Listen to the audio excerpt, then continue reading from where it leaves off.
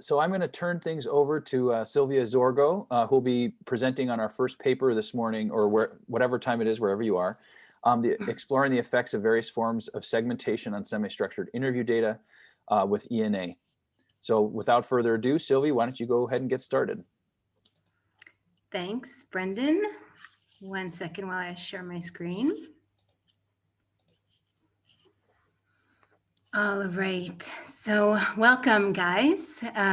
We specifically were interested in how different choices of segmentation when working with semi-structured interview data affect network models generated with epistemic network analysis. So that was our broad kind of topic, a little bit more methodological than healthcare, but I think we're in the right panel. So in quantitative ethnography, or QE, we work with discourse data, which can be log files, pictures, recordings, but most commonly it's text. And in QE, discourse needs to be transformed to different extents, of course, and with different processes and procedures. And during these procedures, decisions have to be made. When we transcribe an interview, for example, we convert sounds made by an interviewee into sentences, and we think of punctuations that we want to use and assign those punctuations. And we also assign utterances to speakers, for example, in focus group data, and we may even want to add timestamps to our data. So after transcribing an interview, for example, we also need to segment this discourse, which is dividing up our data into meaningful parts. In QE, the lowest level of segmentation is called an utterance. The highest level of segmentation may be referred to as a source, although this can change varying on conceptualization. And in semi-structured interview data, for example, an utterance can be a sentence. And in our case, it actually was a sentence, but this can be a turn of talk. It can be a question and response segment, for example, and coding occurs on this level of utterances. When working with your data, you may also want to add mid-level segmentation, which can be referred to as a stanza. In QE, stanzas are defined most commonly as recent temporal context or relational context. And in any case, utterances are kind of grouped together, linked together for purposes of interpretation, and the co-occurrence of codes takes place on this level of the stanza. One way to model the structure of connections among codes in discourse is through epistemic network analysis, or ENA. And relational context in ENA is operationalized with two things, mainly with conversations and with stanza windows. A conversation means that you group together utterances that can be connected. In our example, and what I'll be talking about a little bit later, we had two subsamples which consisted of human participants. Here they are illustrated with unit 1 and 2, but of course we didn't only have 2 units in each of our subsamples. And our conversation, for example, was either a whole source, so we considered each unit's interview a conversation, or we also considered having smaller sections or segments within an interview, which were stanzas, so utterances or sentences grouped together within a source. And for stanza windows, the other way that ENA operationalizes relational context, we can think of 3 different stanza window types. The first type is called the moving stanza window, here illustrated with 4 lines, but it can vary how many lines you want to consider one moving stanza window. And the connection, so these moving stanza windows compute the connection structure of each line in a conversation relative to every line that comes before it within the window. So here you see a window of 4 lines, for example. There's another type of stanza window called the infinite stanza window, computing the connection structure of each line in a conversation relative to every line that comes before it within the entire conversation. And then lastly, we have a whole conversation stanza window, which considers the entire conversation as one stanza window, but only connects codes that are contributed by the same unit, and it's binary. So it only looks at whether or not a connection occurred in a unit's lines in a given conversation. So our research questions were, do significant segmentations produce significantly different ENA models? And do different segmentations affect the interpretation of individual networks? Our topic of our data, and originally the whole study, was lay decision-making regarding choice of therapy. So we were interested in how biomedicine users, people who only use Western medicine or conventional medicine, compared to those who use non-conventional medicine as well, referred to here as complementary and alternative medicine, or CAM. And here in this study, we're comparing them based on their etiology. That means the theory of illness causation according to the patient. We conducted a sensitivity analysis with different model parameters. Here in the table, you can see our different models. Conversation was considered either as the entire interview or source, or it was considered as stanzas within an interview. This is what we call a delimiter-based segmentation, and we had two versions for this based on the work of two coders coding or segmenting these texts independently. And we used all three stanza window versions that I just told you about. We designated something that we call a gold standard model, which in our case, it was the source-based infinite stanza version, and we considered this as providing good interpretive alignment with the qualitative data. That's why we chose it.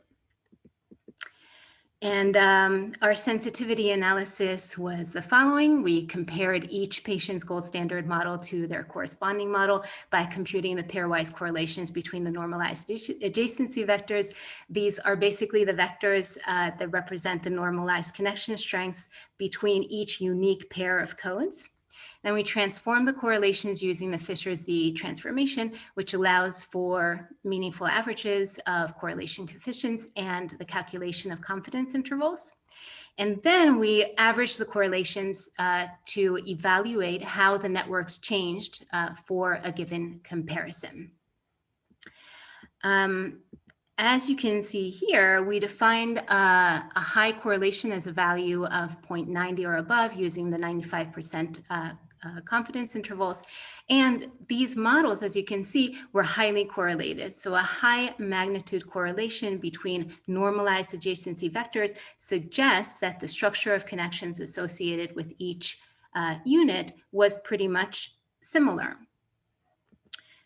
In this figure, you can see that we also checked for individual differences. So we constructed box plots of the untransformed correlation values. And here you can see that the upper bounds of the 95% CIs for all comparisons were 0.90, and this suggests that the models are highly correlated with the gold standard. But in some comparisons, we can see that certain individuals' models changed substantially. So some correlations were as low as 0.20, as you can see. And this suggests that the models are, as a whole, highly correlated, but some individuals, some units, have very different models depending on the different segmentations that we chose. More specifically, looking at this issue of individuals differing under different model conditions, here you can see two individuals from our study, patient 16 and 25, both females in their 20s. And patient 16's models are very similar. So these are the ones at the bottom here. You can see them in red. They're very similar.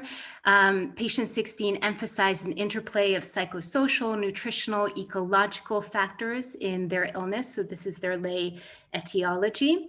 And both their gold standard and the moving stanza window of 4 model show all of those connections. But in patient 25's case, she was emphasizing connections between psychosocial, nutritional, vitalistic, and immunological factors. And but the latter connection is actually lost in the moving stanza window, if you compare these two right here.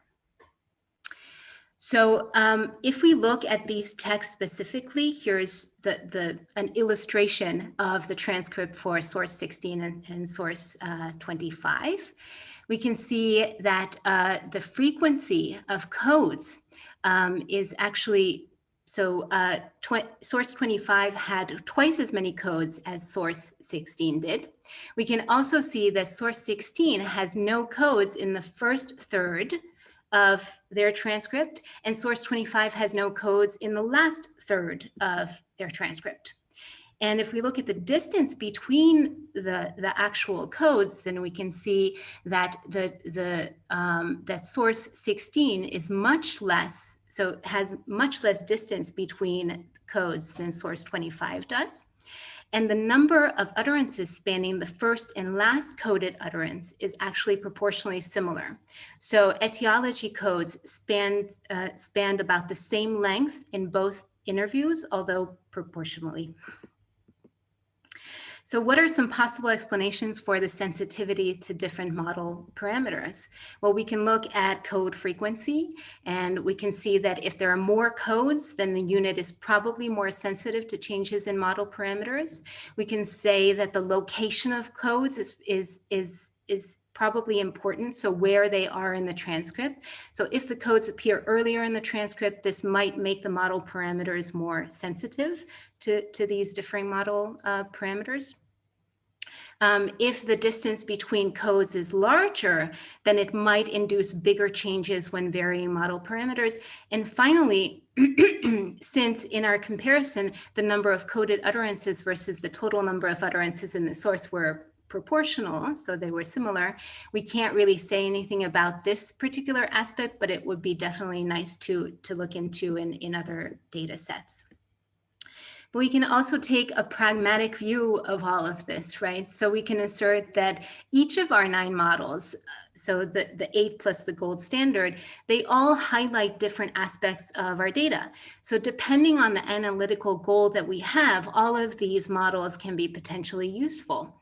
The reason why we designated a gold standard model was to kind of make our comparison easier, so to limit the pairwise comparisons that we need to make.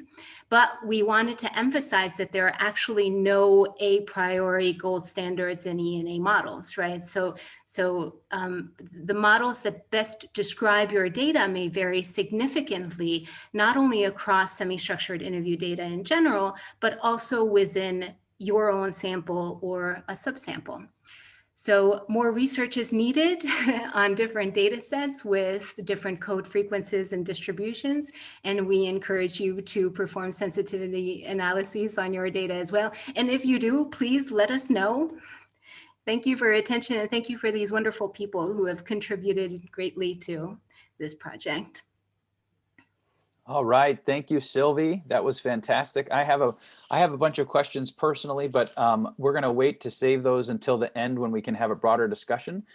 So now we're going to turn things over to Carolyn Schneider and Stefano. I'm going to butcher your last name if I try, but we'll just say Carolyn and Stefano to present their paper on government response to the COVID-19 pandemic. QE comparison of public health authorities communication in Denmark, Norway, and Sweden. All right, go ahead. Thank you. And do you see my screen? Yes. Yes, great. So hi everyone, I'm Caroline, and I'm a doctoral student at Umeå University in Sweden.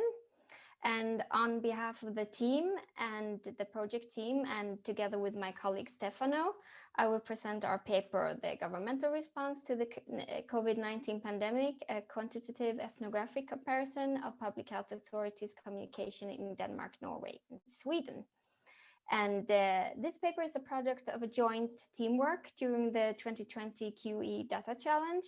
And these were the team members and the researchers from different Scandinavian countries, and Stefano, my co-presenter from Brazil, who was on an exchange with the Malmö University and Daniel Spitkel last spring.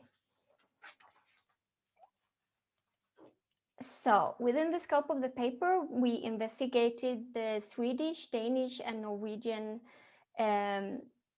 health authorities as governmental representatives, crisis communication and risk management during the first phase of the COVID-19 pandemic from January to April 2020, with a particular attention on the people's relationship to the state.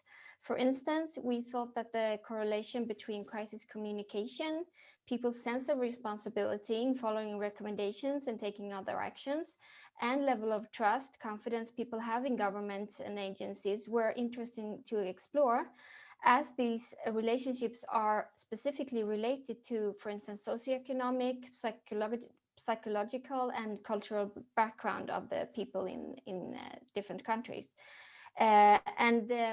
The connections were also appealing to explore, as the Scandinavian countries, Denmark, Norway, and Sweden, are often seen as homogeneous, a homogeneous unity, more or less, for instance, with high trust in the government. So we proceeded with the following research question, as you can see here. What similarities and differences can be found between the governmental response to the corona crisis in Denmark, Norway, and Sweden through their respective crisis communication strategies conveyed through the public health authorities' press releases? So we use different methods that I will approach shortly to work with the data that we had, and we used SALU's two types of information. So we use SALUs to understand the discourses conveyed by the health authorities in the data sets related to preventive information that was prioritized by the government, and also more reactive information that we relate that to the actions taken by the government and the healthcare systems. Hello, everyone. Sorry, Caroline. Hello, everyone. I'm Stefano, sociologist here from Brazil, PhD student in sociology. Here in the theoretical background, we treated the press release as manifestations of national identities, understanding nations as the group of people who share territory under the same state. So not as an ethnicity, but more like a nation social group, for including the heterogeneity from migrations, cultural globalizations, and everything that we can see in the last century. So traceable identities through scientific methodologies such as ICQE, tracking of generative schemes of national ways of acting, thinking, feeling, as can be said somehow in the Bourdieu habitus perspective. So to do that, we systematize scientific literatures that address such identities, equipping us to interpret the press release discourse and the ENA graphics. We also decided to treat the three Scandinavian states as polyarchies, as Robert Dahl defines them, because the different organization of political power was important to understand which groups are most involved in the decision-making. And these different groups was manifested in the words that appear in the press release. So, okay, thank you. We focused on the press releases, as previously mentioned, and between January and April 2020, and we went through this process, as you can see it here. Data collection included the use of different tools, such as Octoparse, to scrape the health authorities' press releases from their respective websites. We used R and the tidy text to clean and process the documents. For instance, we deleted non-COVID-19 related press releases, and we cleaned the text from HTML tags and so forth. We tokenized the press releases into sentences that we used as stanza in our coding process. And we also translated them into English by machine translation. The actual data processing also included later on in the process manually cleaning of the data sets. For instance, when we needed to remove special characters. The data processing also included the coding process, and we developed the codes through a 4-step process. First, we planned, which included brainstorming and reviewing of different data. We made comparison clouds. We watched YouTube films and discussed back and forth, which helped us in our hypothesis modeling. Then we made multiple testing in encoder, such as refinement of codes, additional tests, and last test and retest to establish the reliability to the codes by a second human rater. So this basically means this coding process that we iteratively worked with understanding the data from manual screening, discussions, etc. Basically interpreting and understanding the data set simultaneously as we were working on trying to define the keywords. So this two-way approach served to understand the structure of the discourse. And in analysis, we visualized the result of the coding made with encoder by using epistemic network analysis. And as you can see here on this slide, this is the code book also included in the paper. And in total, we limited 8 codes, 4 associated with the discourse around information and 4 associated with actions. In data analysis, we used epistemic network analysis. And we started our process with looking at the 3 main subtraction networks that we created with the help of ENA on the basis of our coded data. And you can see them here. The subtraction networks, as shown here, show each country centroid in the form of a square with dotted boxes, which indicate their confidence intervals and allows for an easy comparison of a large number of networks. So first, we looked at the position of the centroids in relation to the position of the codes. And we compared the weighted connection, the thickness of the lines in each subtraction network, and the relations between the codes, and also the color of the lines related to the countries. So it can be seen here, for instance, that the 3 countries have non-overlapping confidence intervals, which indicates that differences exist between how the countries of Sweden, Denmark, and Norway frame their crisis communication. And if we look at the close-up view, we can see that Norway's centroid, for instance, sat closer to the discourse around information, such as accumulated facts and figures that we call monitoring stats. Information around virus characteristics, biology of the disease, and actions related to the healthcare system.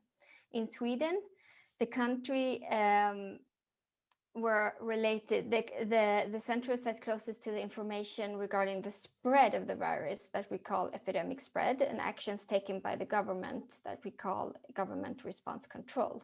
And Denmark was a bit more tricky to interpret, but we can say that it has a strong relationship between, for instance, epidemic spread and also healthcare system.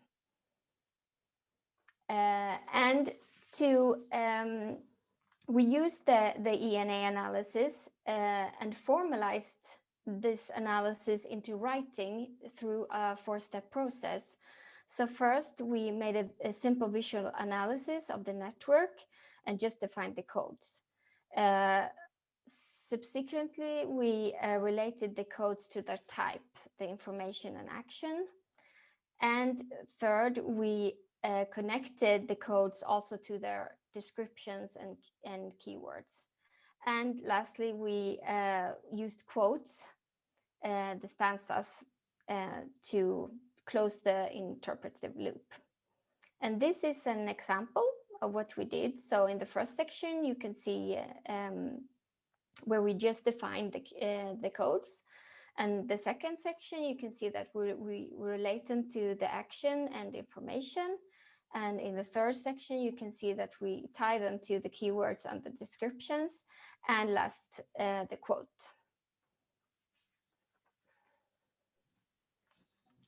Again, people, I'm talking a little bit shortly about our conclusions that we could take by associating the scientific literature we systematize with the empirical observations, considering this as a Max Weber ideal type, as a caricature of each country, so we can highlight the main difference.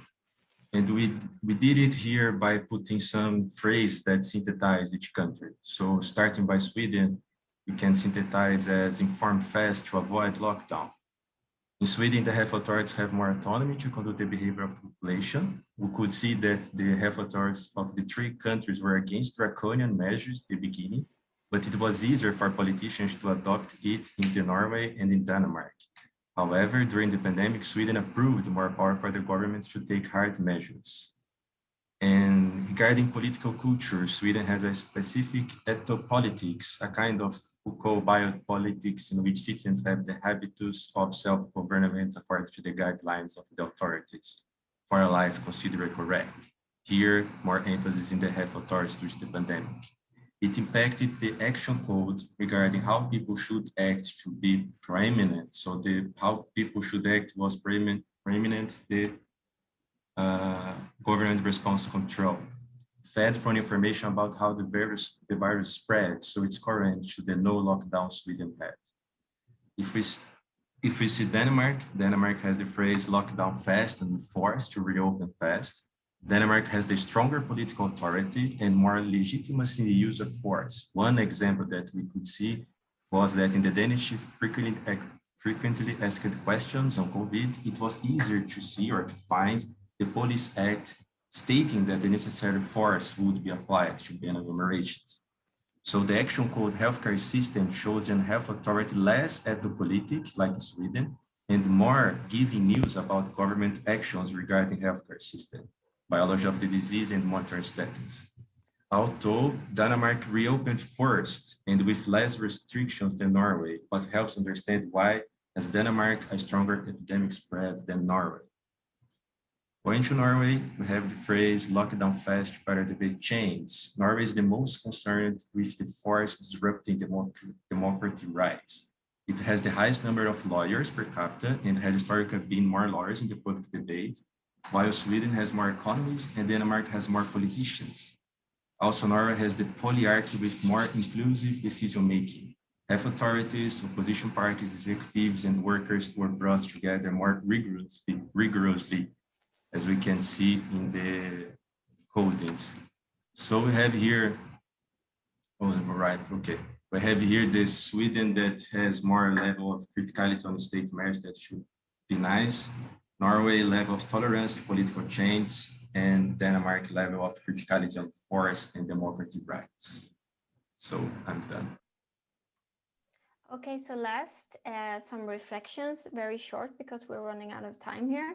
So there can always be some issues regarding machine translation, and we try to change any inaccuracies manually, basically. And we also think that it would be fruitful to proceed this kind of work, focusing on the governmental speeches.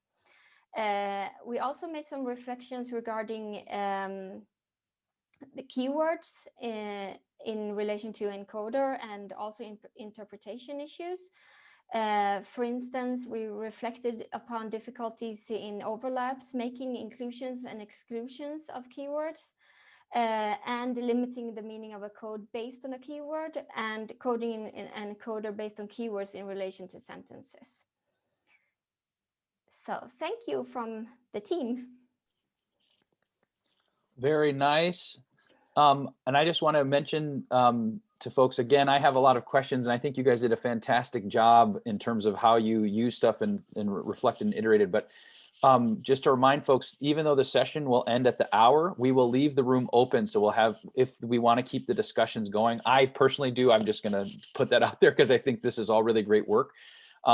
Just know that we will do that after the session is officially closed if people want to keep talking. So Sarah Larson, I'm going to hand things over to you to present on your team's paper on healthcare professionals' perception of telehealth, an analysis of tweets from pre and during COVID-19 pandemic. All right, take it away, Sarah. Okay, hopefully everyone can see my slides, but I'm going to go ahead and get started. So hi everyone, my name is Sarah Larson. On behalf of my team, I'm here to present Healthcare Professionals' Perceptions of Telehealth, an analysis of tweets from pre and during the COVID-19 pandemic. And this was also a result of the QE challenge last spring.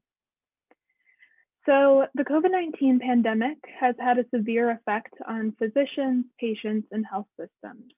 This is included, but is not limited to, a reduction in elective procedure volume, particularly in procedural specialties like ophthalmology, dermatology, and elective surgical specialties, a reduction in patient visits to providers due to pandemic safety concerns.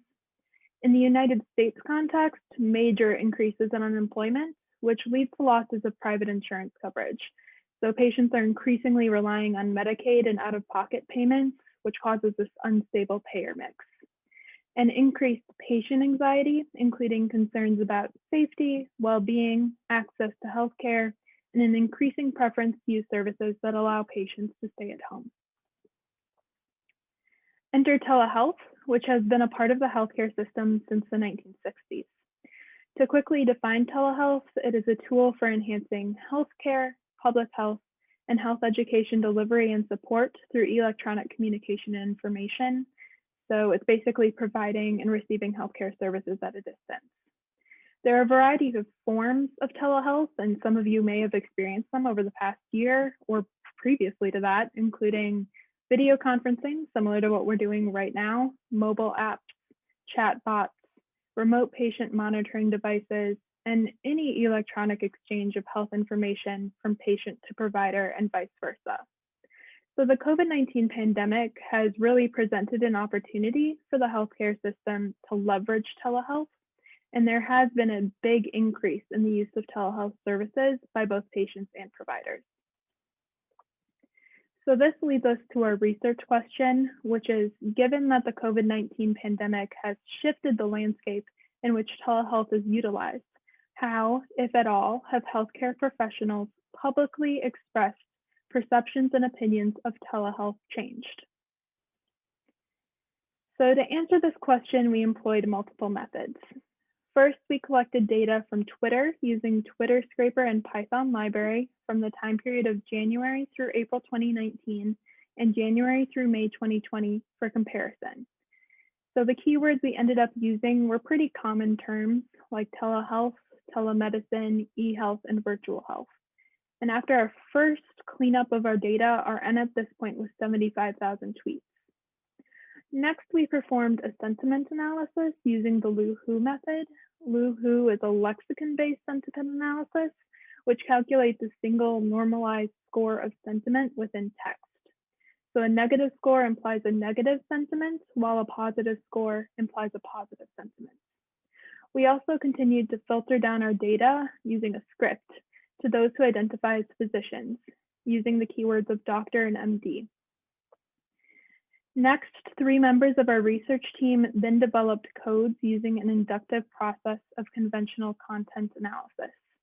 So we identified 7 overarching codes, which you can see here, and then we included 12 subcodes within them to really get down into the details. And those subcodes included things like insurance coverage, data privacy, and technology issues. After another round of cleanup, we only had about 3,000 tweets to code. Then we finally analyzed our qualitative codes using epistemic network analysis. What we ended up finding was that the scores of positive and negative tweets were very similar in both 2019 and 2020, as you can tell from this bar chart. Moreover, tweets on telehealth conveyed vastly more positive sentiment than negative. In our qualitative analysis, we found tweets with a positive sentiment mentioned telehealth as a perceived innovation in giving patients access to care, particularly in the safe delivery of care during the COVID-19 pandemic. Positive sentiment tweets also mentioned that telehealth gave vulnerable populations access to care. Vulnerable populations include geographically rural, economically disadvantaged, indigenous populations, transgender patients, and patients suffering from chronic pain, mental illness, or substance abuse. For healthcare professionals tweeting with positive sentiment, building telehealth infrastructure was seen as an investment in the future of healthcare. Though the vast majority of tweets conveyed a positive sentiment, the tweets with a negative sentiment mentioned several concerns. Healthcare professionals mentioned that telehealth constrains physicians from performing an adequate physical examination, which is why telehealth is typically an option for recurring patients or follow-ups. Tweets also indicated that telehealth has led to overprescriptions, particularly among pediatric populations, which is a concern given the opioid epidemic. As with any technology, there were also concerns about data privacy, forming a human connection with patients, and the cost of telehealth infrastructure. Many healthcare professionals who tweeted with a negative sentiment also mentioned concerns about patients receiving proper insurance coverage for telehealth, particularly in the United States context, and the structure of physician liability and licensure across state lines. Our epistemic network models comparing positive to negative sentiment showed the strongest connection between platforms for delivery and access to care between negative sentiment tweets. So basically, this indicates that there are underlying concerns for healthcare professionals of telehealth providing patient access to care, despite the majority of tweets conveying a positive sentiment. Our qualitative analysis comparing 2019 to 2020 had some similarities across both years, including healthcare professionals' tweets indicating that telehealth is a platform for patients in accessing care, as well as concerns about data privacy, physician liability, and insurance coverage. In 2020, however, the conversation moved away from telehealth as a potential innovation to telehealth as a way to safely deliver and access care, particularly during the COVID-19 pandemic. Tweets in 2020 more often advocated for insurance coverage, the importance of care for vulnerable populations, and emphasized that investing in telehealth was necessary in preparation for the COVID-19 surges. Our epistemic network analysis models comparing 2019 to 2020 confirms our qualitative analysis. The models again indicate that in 2020, the Twitter conversation amongst healthcare professionals shifted away from a perceived innovation, which you can see in the left side of the y-axis, towards connecting telehealth as a platform for safe delivery of care, as you can see towards the right. There was also more conversation on insurance coverage and billing of patients. To review our key takeaways from this study, we found that tweets about telehealth typically conveyed a positive sentiment. Telehealth is seen as an innovation in care in providing access to vulnerable populations. And in 2020, tweets on telehealth shifted from a possible innovation to a necessary transition to safely deliver care during COVID-19. Tweets with a negative sentiment did indicate several concerns, including data privacy, physician liability, and insurance coverage. But COVID-19 has presented an opportunity for telehealth to further alter what we typically consider healthcare.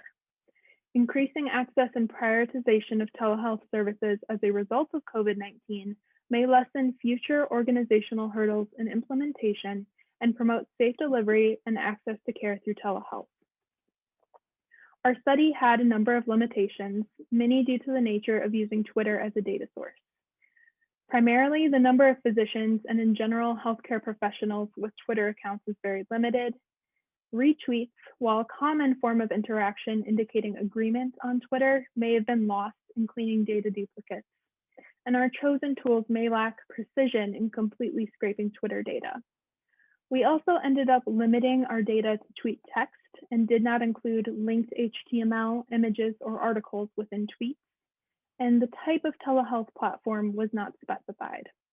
Overall, we also had a pretty small sample size. There are many future directions we can take with this research. To name a few, we could compare the perceptions of telehealth by medical specialty, examine healthcare professional sentiment based on comparisons of technology types and delivery methods, analyze the perceptions of telehealth by patients, and compare differences between urban and rural use of telehealth. Lastly, we could examine whether vulnerable populations are truly benefited, because telehealth can provide both an opportunity and barrier to certain groups from what we found in this study. This study will hopefully be a good jumping off point for our team and others' future directions and research. Thank you very much, and I look forward to your questions. All right, Sarah, right on the nose on time. That was great. Good work. Thank you all to our authors and presenters for your great presentations. I'd like to open it up now to questions.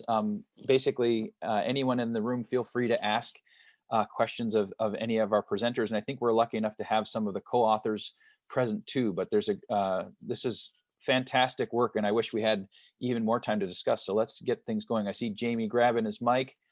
Maybe he has a question. Anybody else want to open things off? Otherwise, I have some that I could lead with, but I'd like to start with the other folks in the audience first, if anybody has any questions.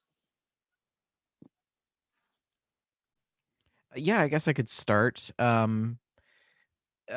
Sylvie, great paper. I have a million questions, but you and I we can talk about that after. My question is for Caroline and Stefano. So I'm an epidemiologist by training, so I found that your study was very interesting. Actually, I found both COVID studies very interesting. Great work, by the way.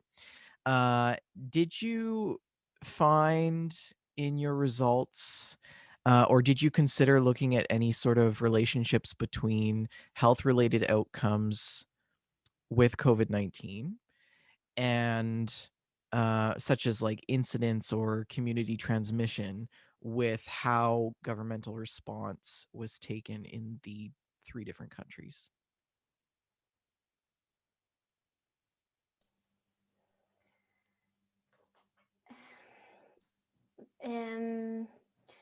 No, I would say no, not directly, because the transmission part is included in the code book, since this is what the pandemic is basically about, and also like virus characteristics and so forth, but not the other things you were mentioning. If you want to add anything, Stefano, or you also, Barbara, maybe? I would say that it was fairly early when we took the data set down. So the sites were not updated as they are now with, we have real-time updating now in Norway anyway with it. The other thing is we could have said that we had really wanted to get the Prime Minister's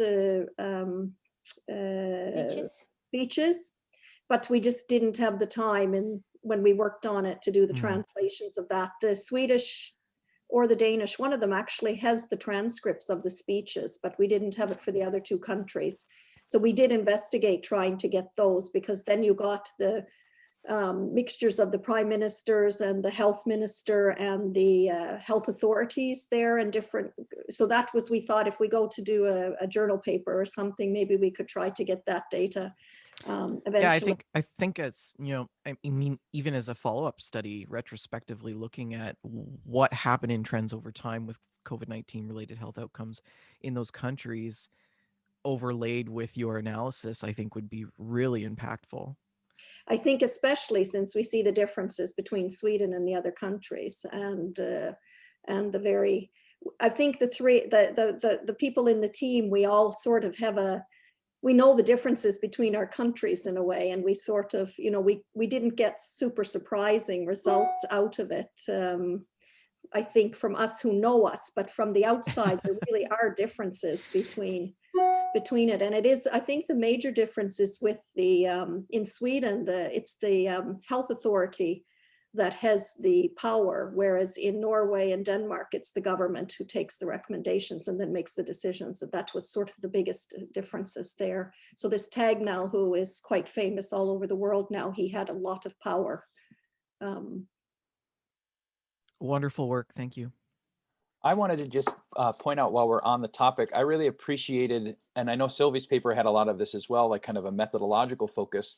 I really appreciated your team's, like how much you reflected and how deeply you went into each aspect of the decision making. I think that's a theme I've seen in Sylvie's work, and it struck me, and I like how much it was foregrounded in the presentation in terms of what you're thinking about and being explicit about what the methods can get you and where they can be limited. So I wanted to applaud you guys for that. I think it's something generally our community should be trying to do more of.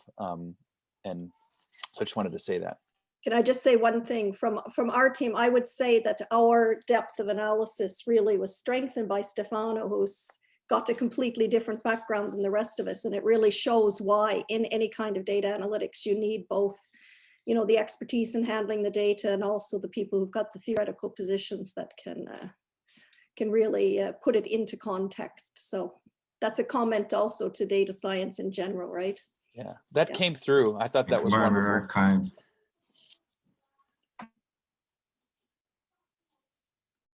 What other questions or comments do folks have? I'd even encourage popcorning or cross-pollination across the authors. Looks like Andrew's got one. Go ahead, Andrew.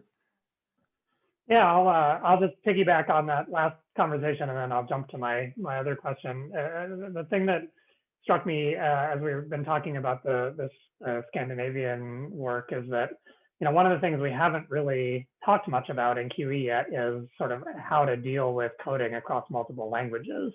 And so you guys obviously did machine translation. It was, you know, sort of a simple way to kind of get everything into one language. But I think this is actually a really interesting problem and a really challenging one, in part because, you know, even translation often struggles with certain kinds of concepts, right, which have a meaning in one language that's very difficult to express in another language, but also even technical terms that you'd think are sort of scientific terms that should be relatively universal may not be as universal as is often assumed. And so I think this is one of those things that I think you know, we'll increasingly need to address as a QE community, because I think it's if we want to do these really cool sort of multilingual, multinational studies, which I think we do, and I think this is a great example of why they're important.